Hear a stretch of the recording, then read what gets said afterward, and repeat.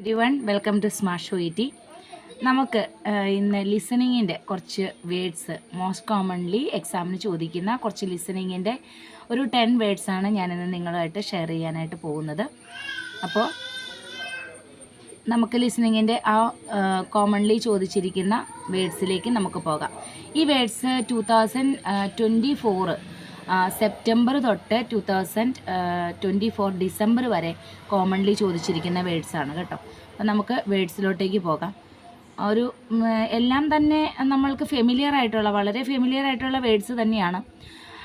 പിന്നെ ഒന്നുകൂടി കൂടി നമ്മളതൊന്ന് കുറച്ചുകൂടി കൂടി ഫെമിലിയർ ആക്കി വെക്കുക എന്നുള്ളതാണ്. അപ്പോൾ ഇങ്ങനെ വേർഡ്സ് ഇൻട്രൊഡ്യൂസ് ചെയ്യുമ്പോൾ നമ്മൾ ചെയ്യേണ്ട കാര്യങ്ങൾ വേർഡ്സിൻ്റെ സ്പെല്ലിങ് അത് കൃത്യമായിട്ട് പഠിക്കണം. വേർഡ്സ് ഫെമിലിയർ ആക്കി വെക്കണം എന്ന് പറയുമ്പോൾ സ്പെല്ലിംഗ് ആണ് നമ്മൾ കൃത്യമായിട്ട് പഠിക്കേണ്ടത്. ഓക്കെ, അപ്പം നമുക്ക് ഫസ്റ്റ് വേർഡിലോട്ടേക്ക് പോകാം. ബാക്കേക്കാണ്. ഒരു പേഷ്യൻ്റ് കംപ്ലൈൻ്റ് ആയിട്ട് പറയുന്നതാണ്. പേഷ്യൻ്റ് വരുവാണ്. അപ്പം നമ്മൾ ഹെൽത്ത് കെയർ പ്രൊഫഷണലിസ്റ്റ് ആരാണോ ആ പേഷ്യൻറ്റിനെ ഡീല് ചെയ്യുന്നത് അവർ ആ പേഷ്യൻറ്റുമായിട്ട് സംസാരിക്കുവാണ്. അപ്പോൾ അവരുടെ ഒരു ഇഷ്യൂ ആണ് അവർ പറയുന്നത്. ബാക്കേക്കാണെന്ന് പറയുവാണ്. അപ്പോൾ ബാക്കേക്കിൻ്റെ സ്പെല്ലിങ് BACKACH, ബാക്കേക്ക്. ഓക്കെ, ഈ ഒരു വേർഡാണ് ബാക്കേക്ക്. അപ്പോൾ ബാക്കേക്കിൻ്റെ സ്പെല്ലിംഗ് ഞാനിവിടെ എഴുതുന്നുണ്ട്. നിങ്ങൾ നോട്ട്സ് എഴുതിയെടുത്താൽ മാത്രമാണ് വേർഡ്സ് ഫെമിലിയർ ആക്കാൻ പറ്റുള്ളൂ, ബൈഹാർട്ട് ചെയ്യാൻ പറ്റുള്ളൂ. അല്ലെങ്കിൽ നമ്മളത് മറന്നു പോകും. ഓക്കെ, നമുക്ക് രണ്ടാമത്തെ വേർഡിലോട്ടേക്ക് പോകാം. ബാക്കിയൊക്കെ എല്ലാവരും എഴുതിയിട്ടുണ്ടാവുമല്ലോ. ഇനി നമുക്ക് സെക്കൻഡ് വേർഡിലേക്ക് പോകാം. ഇത് എപ്പോഴും ചോദിക്കുന്ന ഒരു വേർഡാണ്. കഫീൻ എന്നുള്ളതാണ്. ഞാൻ ഇതിന് മുന്നും കഫീൻ എന്നുള്ള വാക്കിൻ്റെ ഇമ്പോർട്ടൻസ് പറഞ്ഞിട്ടുണ്ട്. പേഷ്യൻ്റ് കൂടുതലായിട്ട് കഫീൻ എടുക്കണ്ട എന്നുള്ളൊരു കാര്യം പറയുമ്പോഴാണ് നമ്മൾ കോമൺ ആയിട്ട് ആ കഫീൻ എന്നുള്ളൊരു വാക്ക് നമ്മൾക്ക് യൂസ് ചെയ്യുന്നത് അവിടെ. അപ്പോൾ കഫീൻ്റെ സ്പെല്ലിംഗ് നോക്കാം. CAFFEINE, ഇതാണ് കഫീൻ്റെ സ്പെല്ലിങ്. കഫീൻ്റെ സ്പെല്ലിംഗ് എഴുതി കാണിക്കുന്നുണ്ട്. നോട്ട്സ് എഴുതിയെടുത്ത് കൃത്യമായിട്ട് പഠിക്കുക. വളരെ കോമൺ ആയിട്ട് ചോദിക്കുന്ന ഒരു വേർഡാണ് കഫീൻ. ഇതൊക്കെ വളരെ സിമ്പിളായിട്ടുള്ള വേർഡ്സാണ് കേട്ടോ. നമുക്ക് പെട്ടെന്ന് പഠിച്ചെടുക്കാവുന്ന വേർഡ്സേ ഉള്ളൂ. കുറച്ച് നമ്മളൊരു എഫോർട്ട് എടുത്താൽ മാത്രം മതി. നമുക്ക് പെട്ടെന്ന് പഠിക്കാവുന്ന ഒരു വേർഡാണ് കഫീൻ. കുറച്ച് നമ്മുടെ ഒരു സ്ട്രഗിൾ ചെയ്താൽ മതി. നമുക്കറിയാവുന്ന വേർഡാണ്. ഒന്നുകൂടെ കൂടി ഒന്ന് ഉറപ്പിച്ചാൽ മാത്രം മതി. കഫീനാണ് സെക്കൻഡ് വേർഡ്. തേർഡ് വേർഡിലോട്ട് പോകാം. ഇതെപ്പോഴും ഒരു ടൈമിങ്ങിനെ കാണിക്കുന്നതാണ്. ഇപ്പോൾ ഈ ഒരു 3 വീക്സ് എന്നുള്ളതാണ് ഇപ്പോൾ ഞാൻ പറയുന്നത്. പക്ഷേ ആ 3 വീക്സ് മാത്രമല്ല, ഇങ്ങനെ കുറേ ഉണ്ട്. 5 മന്ത്സ്, a ഇയർ, അങ്ങനെയുള്ള എല്ലാ ടേമുകളും നിങ്ങൾ അതൊന്ന് ഫെമിലിയർ ആക്കി വെക്കണം കേട്ടോ. അപ്പോൾ ഇതിന് ഞാൻ പറയുന്നത് എൻ്റെ ഇന്നത്തെ ക്ലാസ്സിൽ ഞാൻ തരുന്ന ഒരു വാക്ക് 3 വീക്സ് ആണ്. 3 വീക്സ് മാത്രമല്ല, ഞാൻ പറഞ്ഞ കണക്ക് മറ്റുള്ള വാക്കുകളും നിങ്ങൾ ഫെമിലിയർ ആക്കി തന്നെ വെക്കണം. ഇപ്പോൾ 5 മന്ത്സ് എന്നുള്ളതും a ഇയർ, പിന്നെ 2 മന്ത്സ്, ഇങ്ങനെയൊക്കെ ഉള്ള ഒരു കാലത്തെ സൂചിപ്പിക്കുന്ന ഒരു ക്വസ്റ്റ്യൻ എപ്പോഴും ഉണ്ടാവും. ഒരു ടൈം പീരീഡിനെ സൂചിപ്പിക്കുന്ന വേർഡ് എപ്പോഴും ഉണ്ടാവും. അപ്പോൾ ആ ഒരു വേർഡോടെ കൂടി നിങ്ങൾ ഫെമിലിയർ ആയിട്ട് വെക്കുക. അതാണ് എൻ്റെ മൂന്നാമത്തെ വേർഡ്. ഒരു 3 വീക്സിനെ കുറിച്ചാണ് പറയുന്നത്. ടൈം പീരീഡിനെ സംബന്ധിച്ചിട്ടുള്ള ഒരു വേർഡാണ് ഞാൻ പറയുന്നത്. നെക്സ്റ്റ് നമുക്ക് ഫോർത്ത് വേർഡിലേക്ക് പോകാം. Fourth word over the counter pain killers ആണ്. Over the counter pain killers എപ്പോഴും ഉണ്ട് കേട്ടോ. Over the counter pain killers എന്നുള്ള മോസ്റ്റ്ലി ചോദിക്കുന്നതാണ്. ഒരു ഇയർലി നമുക്ക് എത്രയുണ്ട്? ഇയർലി നമുക്കൊരു 24 എക്സാം ഉണ്ട്. ആ 24 എക്സാമിൽ ഒരു 15 എണ്ണത്തിലെങ്കിലും ഈ over the counter pain killers അല്ലെങ്കിൽ ഓവർ ദ കൗണ്ടർ മെഡിക്കേഷൻ എന്നുള്ളൊരു വേർഡ് എപ്പോഴും തന്നെ നമുക്ക് വരാറുണ്ട്. Over the counter pain killers എന്ന് പറയുമ്പോൾ OVER എന്ന് കഴിഞ്ഞിട്ടൊരു ഹൈഫൻ ഉണ്ട്. എന്നിട്ട് THE, ആ THEക്കും ഒരു ഹൈഫൻ ഉണ്ട്. പിന്നെ കൗണ്ടറാണ് COUNTER. അപ്പം കൗണ്ടർ, പിന്നെ അത് കഴിഞ്ഞിട്ട് ഹൈഫൻ ഇല്ല. Pain killers PAINKILLERS, pain killers. അപ്പോൾ പെയിൻ കില്ലേഴ്സ് ഒരുമിച്ച് എഴുതണം കേട്ടോ. അത് 1 വേർഡാണ്. മറ്റേത് 3 വേർഡായിട്ട് എഴുതിയിട്ട് ഹൈഫൻ ഇടണം. ഞാനിവിടെ നിങ്ങൾക്ക് എഴുതി കാണിച്ചിട്ടുണ്ട്. അത് തന്നെ ഫോളോ ചെയ്യണം. ഓവർ ദ കൗണ്ടർ മെഡിക്കേഷനൊക്കെ എപ്പോഴും ഹൈഫനേറ്റഡ് വേർഡാണ്. ഞാൻ ഇതിന് മുന്നേ ഒരു വീഡിയോ ഞാൻ ചെയ്തിട്ടുണ്ട്. ഹൈഫനേറ്റഡ് വേർഡിൻ്റെ ഇമ്പോർട്ടൻസിനെ കുറിച്ചായിരുന്നു ചെയ്തിട്ടുണ്ടായിരുന്നത്. അപ്പോൾ ഹൈഫനുള്ള വേർഡ്സ് കൃത്യമായിട്ട് ഹൈഫൻ കൊടുത്ത് തന്നെ എഴുതണമെന്ന് അന്ന് ഞാൻ സ്ട്രിക്ട്ലി പറഞ്ഞിട്ടുണ്ടായിരുന്നു. അങ്ങനെയുള്ള ഒരു വേർഡാണ് over the counter pain killers. അപ്പോൾ ഹൈഫൻ അത് എല്ലാത്തിലും യൂസ് ചെയ്ത് എഴുതുക. നമ്മൾ 4 വേർഡ് കഴിഞ്ഞു. ഇനി നമ്മൾ 5th വേർഡിലോട്ടേക്ക് പോകാം. Chronic conditions. ഓൾമോസ്റ്റ് എപ്പോഴും തന്നെ ചോദിക്കുന്ന ഒരു വേർഡാണ് ക്രോണിക് കണ്ടീഷൻസ്. അത് പേഷ്യൻറ്റിൻ്റെ ഒരു ഇഷ്യൂ പറയുന്നതാണ് ക്രോണിക് കണ്ടീഷൻസ് എന്നുള്ളത്. അതിൻ്റെ സ്പെല്ലിംഗ് വളരെ ഈസിയാണ്. എന്നിരുന്നാലും ഇതും ടഫായിട്ടുള്ള പിള്ളേരുണ്ട്. ഈ വേർഡും അറിയാൻ മേലാത്തവരുണ്ട്. അപ്പോൾ അറിയാവുന്നവർ ഒന്നുകൂടെ കൂടി അത് ഒന്ന് കൃത്യമായിട്ട് മനസ്സിൽ ആക്കി വെക്കുക. അറിയാൻ മേലാത്ത കുട്ടികൾ കൃത്യമായിട്ട് ബുക്കിൽ എഴുതി വെച്ച് നന്നായിട്ട് പഠിക്കുക കേട്ടോ. ക്രോണിക് കണ്ടീഷൻസ് ആണ് CHRONIC കണ്ടീഷൻസ് CONDITIONS കണ്ടീഷൻസ്. ഇപ്പോൾ ഞാൻ നിങ്ങൾക്ക് സ്പെല്ലിംഗ് പറഞ്ഞു തരുമ്പോൾ കാണാം, എനിക്ക് ഫെമിലിയർ ആയിട്ടുള്ള വേർഡാണെങ്കിൽ പോലും സ്പെല്ലിംഗ് അറിയാമെങ്കിൽ പോലും ഞാനത് നോക്കിയിട്ടാണ് നിങ്ങൾക്കത് പറഞ്ഞു തരുന്നത്. അതെന്തുകൊണ്ടാണെന്ന് വെച്ച് കഴിഞ്ഞാൽ അങ്ങനെ ഒരു മിസ്റ്റേക്ക് നമുക്ക് വരരുത് പറയുമ്പോൾ പോലും. അപ്പോൾ അത് നിങ്ങൾക്കറിയാവുന്ന വേർഡാണെങ്കിൽ പോലും ഒന്നുകൂടി കൂടി പഠിച്ച് നിങ്ങളത് ഒന്നുകൂടി കൂടി ഈസിയാക്കി വെക്കുക കേട്ടോ. 5ാമത്തെ വേർഡ് ക്രോണിക് കണ്ടീഷൻസ് ആണ്. ഞാൻ എഴുതി കാണിക്കുന്നുണ്ട്, എഴുതിയെടുക്കുക. സ്പെല്ലിംഗ് എഴുതിയെടുത്ത് സ്പെല്ലിംഗ് പഠിക്കുക. 10 വേർഡ് വെച്ച് ഒരു ദിവസം നമ്മൾ പഠിച്ചാൽ മതി. റീഡിങ്ങിൻ്റെ ലിസണിങ്ങിൻ്റെ 10 വേർഡ് വെച്ച് നമ്മൾ പഠിച്ചാൽ മതി. നമുക്ക് ഈസിലി OET ക്രാക്ക് ചെയ്യാനായിട്ട് നമുക്ക് വളരെയധികം യൂസ്ഫുൾ ആൻഡ് ഹെൽപ്ഫുള്ളാണ്.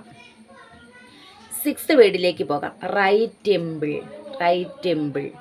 ഇപ്പോഴും കേൾക്കുന്നതാണ് റൈറ്റ് ടെമ്പിൾ. അതൊരു അവയവമാണ് കേട്ടോ. നമ്മുടെ ഒരു പാർട്ടാണ്, പാർട്ട് ഓഫ് ബോഡിയാണ്. ഇപ്പോൾ റൈറ്റ് ടെമ്പിളിൽ ഇഷ്യൂ ഉണ്ടെന്നുള്ളതാണ് പേഷ്യൻ്റ് പറയുന്നത്. അപ്പോൾ റൈറ്റ് ടെമ്പിൾ. അപ്പോൾ റൈറ്റ് ടെമ്പിളിൻ്റെ spelling RIGHTTEMPLE.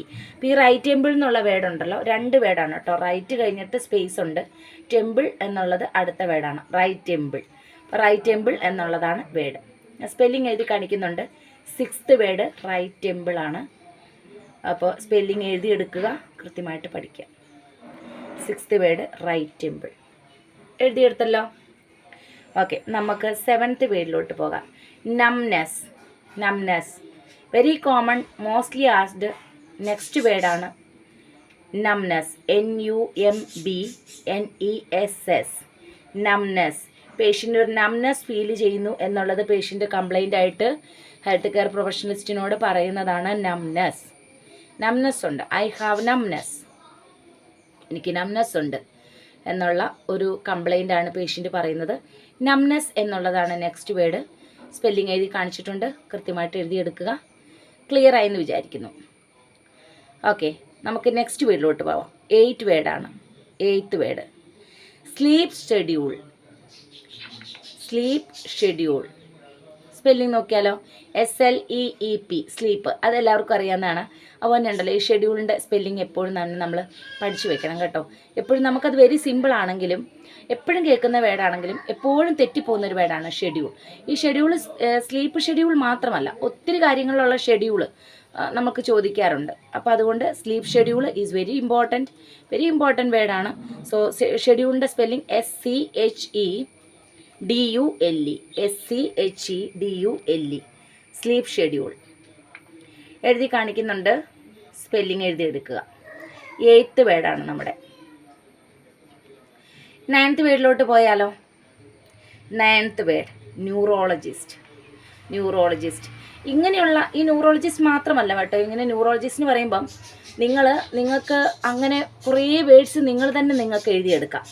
Ophthalmologist, paediatrician, neurologist, surgeon, ഇങ്ങനെയുള്ള വേർഡ്സ്, ഇങ്ങനെയുള്ള മെഡിക്കൽ പ്രൊഫഷണലിസ്റ്റിൻ്റെ ഡെസിഗ്നേഷൻ അത് എപ്പോഴും ഒന്ന് ചോദിക്കാറുണ്ട്. ഫിസിയോതെറാപ്പിസ്റ്റ്, അതൊക്കെ കോമൺ ആയിട്ട് ചോദിക്കുന്നതാണ്. എല്ലാ ക്വസ്റ്റ്യൻ പേപ്പറിലും വന്നെന്നില്ല, പക്ഷേ മോസ്റ്റ് കോമൺലി ആസ്ഡ് ആയിട്ടുള്ള വേർഡ്സാണ്. മിക്കപ്പോഴും ഇത് ചോദിക്കാറുണ്ട്. അപ്പോൾ ന്യൂറോളജിസ്റ്റ് എന്നുള്ളതാണ് next word. 9th word. Spelling ഞാൻ പറയാം. NEURO neurologist, LOGIST neurologist. Spelling എഴുതി കാണിക്കുന്നുണ്ട്. സാവകാശം എഴുതിയെടുക്കുമ്പോൾ റഫായിട്ട് എഴുതിയെടുക്കരുത് കേട്ടോ. കാരണം റഫായിട്ട് സ്പെല്ലിംഗ് എഴുതിയെടുത്ത് കഴിഞ്ഞാൽ പിന്നെ നിങ്ങൾക്ക് തന്നെ സംശയം തോന്നും എന്താ സ്പെല്ലിംഗ് എന്നുള്ളത്. എനിക്കും അങ്ങനെ സംശയം ഉണ്ടാവാറുണ്ട്. സ്പീഡിൽ എഴുതി പോകുമ്പം നമ്മൾ ചില സ്പെല്ലിങ് നമുക്ക് മിസ്സാവും. പിന്നെ നമ്മൾ നോക്കുമ്പോൾ നമുക്ക് തന്നെ ഇതെന്താണെന്ന് തോന്നിപ്പിക്കും. അപ്പോൾ അതുകൊണ്ട് കൃത്യമായിട്ട് എഴുതിയെടുക്കുക. ന്യൂറോളജിസ്റ്റ് വൃത്തിയിൽ എഴുതിയെടുക്കുക. OET നമ്മളോട് അത് തന്നെയാണ് സജസ്റ്റ് ചെയ്യുന്നത്. OET ഫുള്ള് നമ്മൾക്കിങ്ങനെ നമുക്ക് അങ്ങനെയൊന്നും എഴുതാൻ പറ്റില്ല. കൃത്യമായിട്ട് നമ്മൾ ടൈപ്പ് ചെയ്ത് മെസ്സേജ് അയക്കുന്ന കണക്ക് ഒരു ലെറ്ററിനെ മറ്റൊരു ലെറ്ററുമായിട്ട് ടച്ച് ചെയ്യാത്ത വിധത്തിലാണ് നമ്മൾ എഴുതേണ്ടത്. നമ്മുടെ നീറ്റ്നെസ് വളരെയധികം ഇമ്പോർട്ടൻ്റ് ആണ്. റൈറ്റിംഗ് ആയാലും ലിസണിങ് ആയാലും റീഡിംഗ് ആയാലും മൂന്നും നമ്മൾ എഴുതുന്ന ആൻസറാണ് അവർ നോക്കുന്നത്. സ്പീക്കിംഗ് മാത്രമേ നമ്മൾ സംസാരിക്കുന്നത് അവർ മാർക്ക് ഇടുന്നുള്ളൂ. മറ്റു മൂന്നും എഴുത്താണ്. ഇപ്പോൾ റൈറ്റിംഗ് പോലെ ഒരുപാടില്ല എന്നുള്ളത് കൊണ്ട് റീഡിങ്ങിനും ലിസണിങ്ങിനും പല പിള്ളേരും പ്രിഫറൻസ് കൊടുക്കത്തില്ല. റൈറ്റിംഗ് വളരെ വൃത്തിയായിട്ട് എഴുതുകയും റീഡിങ് ലിസണിങ് ഇങ്ങനെ ഓടിച്ചു വിട്ട് റണ്ണിങ് നോട്ട്സ് ആണ് മൊത്തം. റണ്ണിങ് നോട്ട്സ് യൂസ് ചെയ്യരുത്. റീഡിങ്ങും ലിസണിങ്ങും നമുക്ക് സെയിം തന്നെയാണ്. നമ്മുടെ റൈറ്റിംഗ് പോലെ തന്നെ ഇമ്പോർട്ടൻ്റ് ആയിട്ട് നമുക്ക് മാർക്ക് ഇടുന്ന ഹാൻഡ് റൈറ്റിങ്ങിന് ഇമ്പോർട്ടൻസ് ഉള്ള മൊഡ്യൂളാണ് ലിസണിങ്ങും റീഡിങ്ങും. അതും നമ്മൾ എഴുതുമല്ലേ ചെയ്യുന്നത്. നമ്മളൊരിക്കലും നമ്മളത് വായിക്കുമല്ലോ പറയുമല്ലോ ചെയ്യുന്നത്. സോ അതിൻ്റെ സ്പെല്ലിങ് ഇമ്പോർട്ടൻ്റ് ആണ്. സോ റണ്ണിങ് നോട്ട്സ് ചെയ്യരുത്. കൃത്യമായിട്ട് സ്പെല്ലിങ് എഴുതിയെടുത്ത് പഠിക്കുക. സോ 10th വേർഡിലേക്ക് നമുക്ക് പോകാം. 10th word light and noise. ഇത് എപ്പോഴും ഉണ്ട് കേട്ടോ. കോമൺ ആയിട്ട് ചോദിക്കുന്നതാണ്. ചിലപ്പോൾ വളരെ സിമ്പിളായിട്ടുള്ള മെറ്റീരിയൽസ് വേർഡ്സ് നമ്മളോട് ചോദിക്കുന്ന സമയം വരും എക്സാമിന്. അപ്പോൾ ഇതൊക്കെ കേൾക്കുമ്പോൾ നമുക്ക് ലൈറ്റ് എന്നുള്ളതിന് റൈറ്റ് എന്ന് കേൾക്കും, നോയ്സ് എന്നുള്ളതിന് നമ്മൾ വോയിസ് എന്ന് കേൾക്കും. അതൊക്കെ നമ്മൾക്ക് അങ്ങനെ തോന്നിപ്പിക്കുന്നത് എന്തുകൊണ്ടാണെന്ന് വെച്ചാൽ നമ്മുടെ ഒരു ടെൻഷൻ പാനിക്കാവുകയാണ്. നമ്മൾ പറയുന്ന വാക്കുകൾ പോലും കേൾക്കില്ലാത്തൊരു അവസ്ഥ നമുക്ക് വരുവാണ്. അതുകൊണ്ടാണ് നമുക്ക് അങ്ങനെ ഒരു മാർക്ക് പോകുന്നത്. അപ്പോൾ ഭയങ്കര കോൺസെൻട്രേഷൻ നമുക്ക് ലിസണിങ്ങിൽ വേണം, റീഡിങ്ങിലും വേണം. നന്നായിട്ട് കോൺസെൻട്രേറ്റ് ചെയ്ത് വായിച്ച് നന്നായിട്ടാണ് എഴുതേണ്ടത്. അപ്പോഴാണ് നമുക്ക് നല്ലൊരു മാർക്ക് കിട്ടുള്ളൂ. അപ്പോൾ light noise 2 വേർഡ്സാണ്. LIGHT and AND noises NOISE noise. Light and noise. ഞാൻ വേർഡ് എഴുതുന്നുണ്ട്. വേർഡ് എഴുതുന്നത് കൃത്യമായിട്ട് നോക്കുക. അപ്പോൾ നന്നായിട്ട് എഴുതിയെടുക്കുക.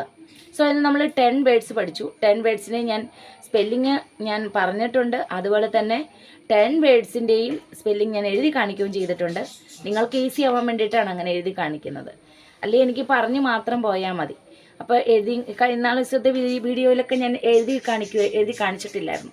ഇപ്പോൾ മെസ്സേജായിട്ട് ചോദിച്ചു. ഒത്തിരി മെസ്സേജസ് ഒന്നും എനിക്ക് വരുന്നില്ല. കാരണം നമുക്കറിയാമല്ലോ എനിക്ക് വ്യൂസ് ഇത്രയും ഒരു കുറവുള്ളത്. ഞാൻ പറയുന്നത് ഇമ്പോർട്ടൻ്റ് അല്ലാത്ത ഒരു ടോപ്പിക് ആയതുകൊണ്ടല്ല വ്യൂസ് കുറവ് വരുന്നത്. നമുക്ക് OET ഇപ്പോൾ വളരെ കുറച്ച് കുട്ടികളെ പഠിക്കുന്നുള്ളൂ. റിക്രൂട്ട്മെൻറ്റ് വളരെ കുറവാണ്. അപ്പോൾ ഒരു 3 years ബാക്ക് ഞാൻ ഇങ്ങനെ ഒരു ഇൻഫർമേഷനും കൊണ്ട് നിങ്ങളുടെ അടുത്ത് വീഡിയോ വന്നിട്ടുണ്ടായിരുന്നെങ്കിൽ എനിക്ക് തോന്നുന്നു ഒത്തിരി വലിയ റൺ ചെയ്ത് പോകുന്ന വലിയ സ്ഥാപനങ്ങളെക്കാട്ടി കൂടുതൽ വ്യൂസ് എനിക്ക് വരുമായിരുന്നു. കാരണം the information which I am providing is not at all നിങ്ങൾക്കൊരു ബെനിഫിറ്റ് അല്ലാത്ത കാര്യമല്ല. Okay, it's beneficial only. അപ്പോൾ അതുകൊണ്ട് എനിക്ക് വ്യൂസ് വരുമായിരുന്നു. പക്ഷേ ഇപ്പം നമുക്ക് OET റിക്രൂട്ട്മെൻറ്റ് ഇല്ലാത്തതുകൊണ്ടാണ് വ്യൂസ് കുറയുന്നത്. അതിനർത്ഥം ഇപ്പോൾ OET എക്സാം എഴുതുന്നവർക്ക് ഈ സിനോണിംസോ അല്ലെങ്കിൽ ഇങ്ങനെയുള്ള ഫെമിലിയർ ആയിട്ടുള്ള വേർഡ്സിനോ ഇമ്പോർട്ടൻസ് ഇല്ലാതായി എന്നുള്ളതല്ല. അപ്പോൾ എപ്പോഴാണോ റിക്രൂട്ട്മെൻറ്റ് നന്നായിട്ട് തുടങ്ങുന്നത് ആ സമയത്ത് നമ്മൾ പിള്ളേരെല്ലാം പഠിക്കാനായിട്ട് തുടങ്ങും, സ്റ്റുഡൻസ് കൂടും. അപ്പോഴും നമ്മൾക്ക് എപ്പോഴും മുന്നിൽ നിൽക്കുന്ന ഒരു ലാംഗ്വേജ് കോഴ്സ് OET തന്നെയാണ്. ഇപ്പം ഈ കഴിഞ്ഞ വർഷങ്ങളിൽ എങ്ങനെ കുട്ടികൾ OET പഠിച്ചുവോ അതുപോലെ തന്നെ OETക്ക് ആയിരിക്കും കുട്ടികൾ വരെ ഉണ്ടാവുക. അപ്പോൾ OETക്ക് എന്തെങ്കിലും പ്രശ്നം വന്നതുകൊണ്ടല്ല, റിക്രൂട്ട്മെൻറ്റ് ഇല്ലാത്തത് കൊണ്ട്, സ്റ്റുഡൻസ് കുറച്ചായതുകൊണ്ടാണ് നമുക്ക് വീഡിയോസിനൊക്കെ വ്യൂസ് കുറയുന്നതും കുട്ടികൾ കുറച്ചേ പഠിക്കുന്നുള്ളൂ. അതുകൊണ്ടാണ്. അപ്പോൾ റിക്രൂട്ട്മെൻറ്റ് നന്നായിട്ട് വരുന്ന സമയത്ത് വീണ്ടും നമ്മുടെ OET തന്നെ ഹോപ്പ്ഫുള്ളി അങ്ങനെ എക്സ്പെക്റ്റ് ചെയ്യുന്നു. കാരണം നമുക്ക് നേഴ്സുമാർക്ക് റിലേറ്റഡ് ആയിട്ടുള്ള മൊഡ്യൂളല്ലേ OET എന്ന് പറയുന്നത്. മറ്റ് IELTS PT എന്തുണ്ടെങ്കിലും നമ്മൾക്ക് കംഫർട്ടായിട്ടുള്ള നമ്മുടെ സ്വന്തം മൊഡ്യൂളാണ് OET. നമ്മൾക്ക് which is related to our പ്രൊഫഷനാണ്. നേഴ്സസിനും ഡോക്ടേഴ്സിനും 2 പേർക്കും നമ്മുടെ പ്രൊഫഷന് റിലേറ്റഡ് ആയിട്ടുള്ളതാണ് OET.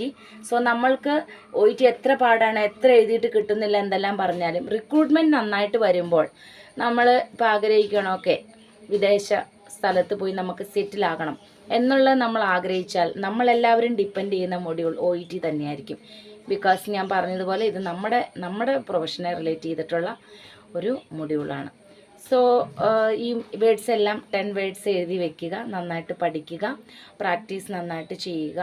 നമ്മൾ OET കോഴ്സ് എടുക്കാൻ, OET എഴുതാൻ പോകുന്നതിന് തൊട്ട് മുന്നേ ഒരു 3-4 മന്ത്സ് മുന്നേ നിങ്ങൾക്ക് പറ്റുമെങ്കിൽ ലിസണിങ് ഒക്കെ നിങ്ങൾക്ക് സെൽഫായിട്ട് പ്രാക്ടീസ് ചെയ്യാവുന്നതേ ഉള്ളൂ. റീഡിങ് ആണെങ്കിലും എ പാർട്ട് നിങ്ങൾക്ക് സെൽഫായിട്ട് പ്രാക്ടീസ് ചെയ്യാം. ബിയും സിയും ആണ് ആദ്യത്തെ കുറച്ച് ദിവസങ്ങളിൽ നിങ്ങൾക്കൊരു ട്രെയിനറുടെ ഹെൽപ്പ് ആവശ്യമുള്ളൂ, കാരണം ഒന്ന് എക്സ്പ്ലെയിൻ ചെയ്ത് കിട്ടാൻ വേണ്ടിയിട്ട്. പക്ഷേ എ പാർട്ട് റീഡിങ്ങിൻ്റെ എപ്പോഴും നിങ്ങളുടെ കയ്യിൽ തന്നെയാണ്. നിങ്ങൾ കോഴ്സ് തുടങ്ങണം, പഠിച്ച് തുടങ്ങണം എന്ന് ചിന്തിക്കുമ്പോൾ തന്നെ എ പാർട്ടൊക്കെ തന്നെ കുറച്ച് പ്രിപ്പയർ ചെയ്താൽ ഒരു 1 മന്തിനുള്ളിൽ ഈ 15 മിനിറ്റ്സിനുള്ളിൽ നിങ്ങൾക്ക് 20യും നിങ്ങൾക്ക് കിട്ടും. പിന്നെ നിങ്ങൾ ട്രെയിനിങ് ചെയ്യുമ്പോൾ കുറച്ചുകൂടി നിങ്ങൾ മിടുക്കരാകും. അപ്പോൾ നിങ്ങൾക്ക് കൂടുതൽ ആൻസേഴ്സ് കിട്ടും. So self preparation is always better ദാനെന്നില്ല കേട്ടോ, ബെറ്ററാണ്. പിന്നെ മറ്റ് പ്രിപ്പറേഷൻസും കൂടി ട്രെയിനറുടെ ഹെൽപ്പോട് കൂടിയിട്ടുള്ള ഒരു കോച്ചിങ് കൂടി എടുത്ത് നമുക്ക് നന്നായിട്ട് പഠിച്ചാൽ, ഒരുങ്ങി പഠിച്ചാൽ OET ഈസി ആയിട്ട് നമുക്ക് ക്രാക്ക് ചെയ്യാം. സോ ഇന്നത്തെ ക്ലാസ്സിൽ ഞാൻ 10 വേർഡ്സ് പഠിപ്പിച്ചിട്ടുണ്ട്. നെക്സ്റ്റ് ക്ലാസ്സിൽ നമുക്ക് ബാക്കിയുള്ള വേർഡ്സുമായിട്ട് കാണാം. അപ്പോൾ thank you so much. See you in the next class.